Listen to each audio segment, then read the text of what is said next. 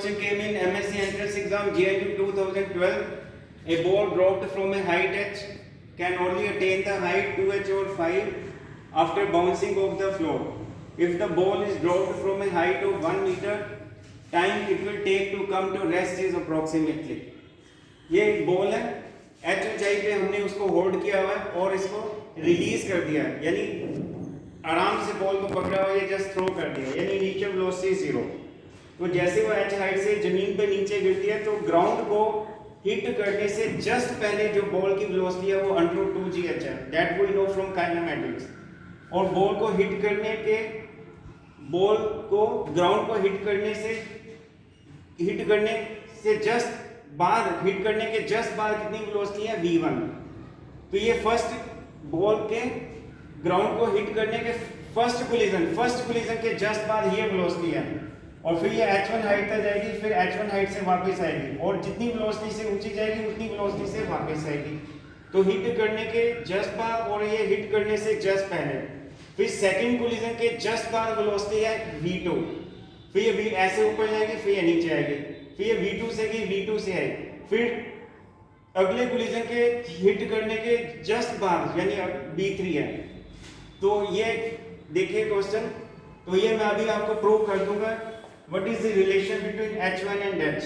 E को हम बोलते हैं coefficient of restitution. Coefficient of restitution measure degree of elasticity of collision. E की वैल्यू कभी भी 1 से ज्यादा नहीं होती, E की वैल्यू हमेशा 1 से कम होगी।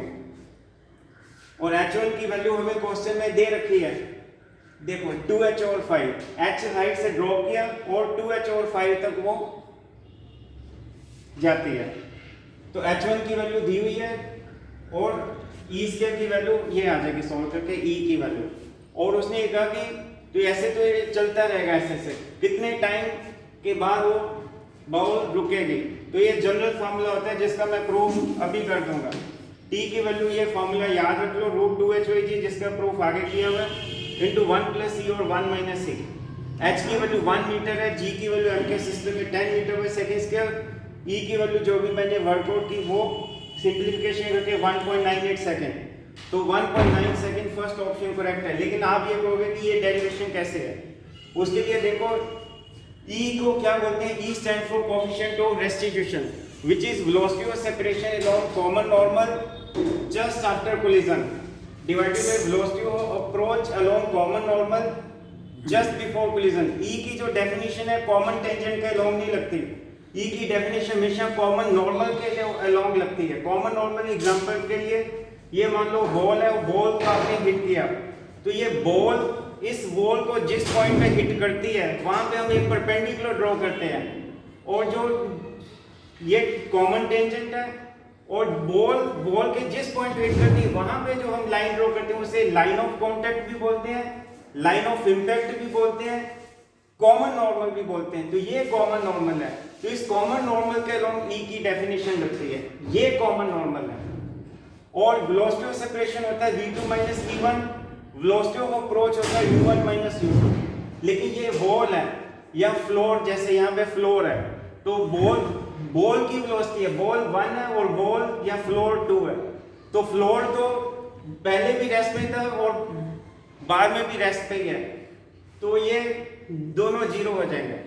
तो E की वैल्यू क्या आ जाएगी, -v1/u1। वेलोसिटी वेक्टर क्वांटिटी है तो साइन कन्वेंशन से सोल्व करेंगे। तो आप ये देखिए डाउनवर्ड नेगेटिव है, तो ये देखो ये -√2gh, तो v1 की वैल्यू क्या आएगी, e√2gh। आफ्टर फर्स्ट कोलिजन के बाद वेलोसिटी कितनी हुई, वो देखो फर्स्ट कोलिजन के बाद वेलोसिटी v1 है, तो v1 की वैल्यू आ जाएगी क्रॉस मल्टीप्लाई e√2gh। तो आफ्टर फर्स्ट कोलिजन E की वैल्यू है v1/u, यानी v1 की वैल्यू e × u, और u तो हमें पता है काइनेमेटिक्स से √2gh। इसी तरीके से आफ्टर सेकंड कोलिजन E की वैल्यू क्या बन जाएगी, अब v2/v1। सो v2 की value e × v1 is equal to e, और ये v1 की वैल्यू पुट कर दोगे तो e² × 2gh।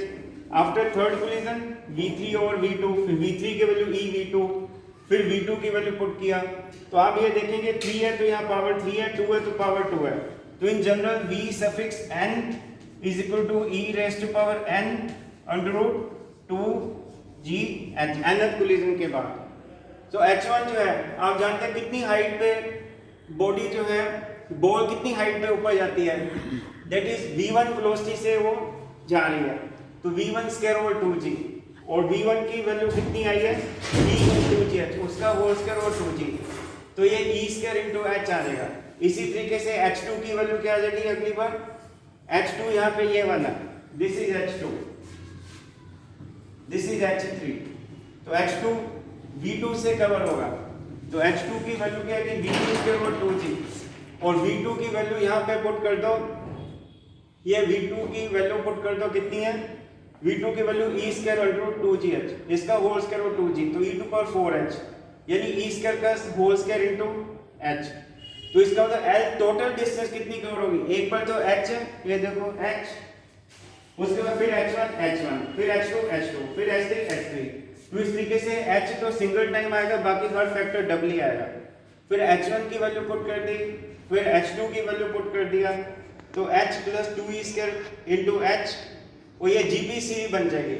और इनफाइनाइट जीपी सीरीज का फार्मूला आपको पता है s suffix infinity is a over 1 minus r, तो 2e स्क्वायर कॉमन इनटू, तो ये 1 माइनस e स्क्वायर आ जाएगा इनफाइनाइट जीपी सीरीज, तो ये सोल्व करके एलसीएम करके ये l आ जाएगा। और फिर उसके बाद हमें जो है वो टाइम निकालना, टाइम मैं ये बता रहा हूँ कैसे आएगा, लेट मी इरेज,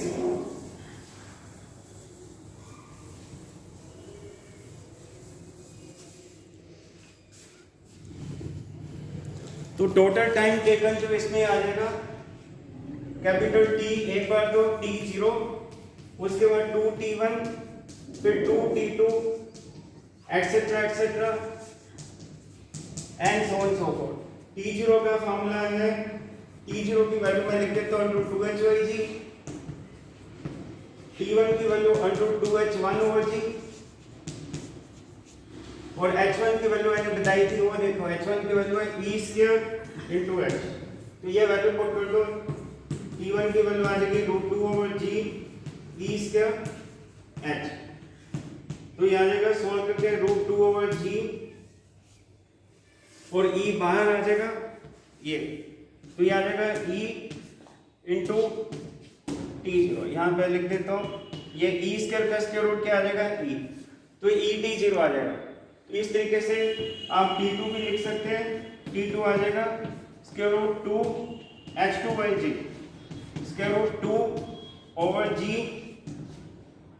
h2 की वैल्यू है e to power 4 into h, तो ये e square under root 2h/g, under root 2h/g किसके बराबर है t0, तो ये आ जाएगा e स्क्वायर इंटू t0, बस उसके बाद टाइम ऐड कर दो तो हमारा ये प्रूफ हो जाएगा। ये वैल्यू पुट कर दो student, capital T is equal to t0 plus t1 की वैल्यू है e t0, t2 की वैल्यू है e square t0 plus etcetera etcetera up to infinity, t0 common 1 plus e square up to infinity, और t0 की value है √2h/g,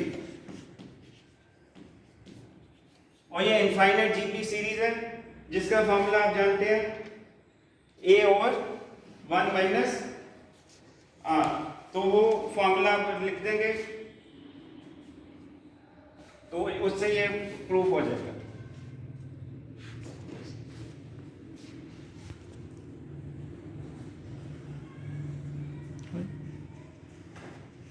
बंद करती है। तो स्टूडेंट ये कैपिटल T की value t0 plus 2t1 plus 2t2 plus 2t3, t0 की वैल्यू ये है t1 और h1 की वैल्यू पुट कर दी, तो t1 is √2/g, h1 is e square h, e square का स्क्वायर रूट e आ जाएगा, तो e और √2h/g की वैल्यू क्या है t0, ऐसे t2 की वैल्यू क्या आ जाएगी, t2 इस ये टाइम है और t1 ये वाला टाइम, t2 ये टाइम, t3 ये टाइम, तो ये t1 2t1 t2 2t2, तो ये T0 प्लस 2 और T1 की वैल्यू कितनी आई है, T1 की वैल्यू ET0 प्लस 2T2 और T2 की value E square T0 plus up to infinity.